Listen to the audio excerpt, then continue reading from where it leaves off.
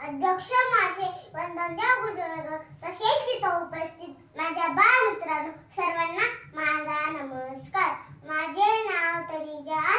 आज मी लोकमान्य टिळक यांच्याविषयी 2 शब्द सांगणार आहे. ते तुम्ही शांतपणे ऐकून घ्या. ही माझी नम्र विनंती. सुराज्य हा माझा जन्मसिद्ध अधिकार आहे आणि मी तो मिळवणारच, असे ही सिंहगर्जना करणारे नेतृत्वाने झाड क्रांतीची प्रशासनाचे ढाल म्हणजेच लोकमान्य टिळक यांच्या प्रतिमेस वंदन करून मी माझ्या भाषणाला सुरुवात करते. मित्रांनो, लोकमान्य टिळक बाळ गंगाधर टिळक यांचा जन्म 23 जुलै 1856 रोजी रत्नागिरी जिल्ह्यातील चिखली या गावी झाला. लोकमान्य टिळक भारतीय स्वातंत्र्य चळवळीचे प्रमुख नेते होते. लोकांमध्ये स्वातंत्र्याविषयी जागृती व्हावी म्हणून त्यांनी केसरी व मराठा अशी दोन वर्तमानपत्रे सुरू केली. टिळकांच्या कार्यभागातून इंग्रजांनी त्यांना अटक करून त्यांच्यावर खटला चालवला.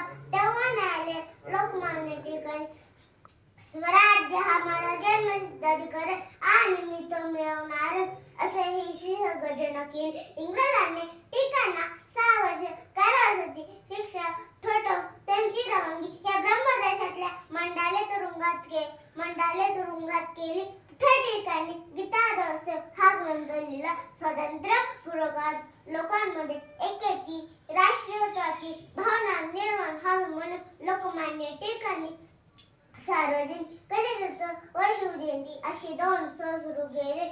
जनतेने प्रेमाने त्यांना लोकमान्य ही उपाधी दिली. असे या भारत मातेचे अनमोल 1 ऑगस्ट 1920 रोजी निधन झाले. शेवटी मी एवढेच म्हणेन की लोकमान्य टिळक नेतृत्वाने जहाल होते. समृद्ध लेखनाची जळती मशाल होते. परकीय बंदिवासाने शापित देश होता, पण ना केसरीचा एक लेख होता. केली सिंहगर्जना स्वराज्याची आहे या लोकमान्य टिळकांना वंदन कोटी कोटी. एवढेच बोल मी माझी भाषण संपवते. धन्यवाद. जय हिंद. जय हिंद, जय महाराष्ट्र.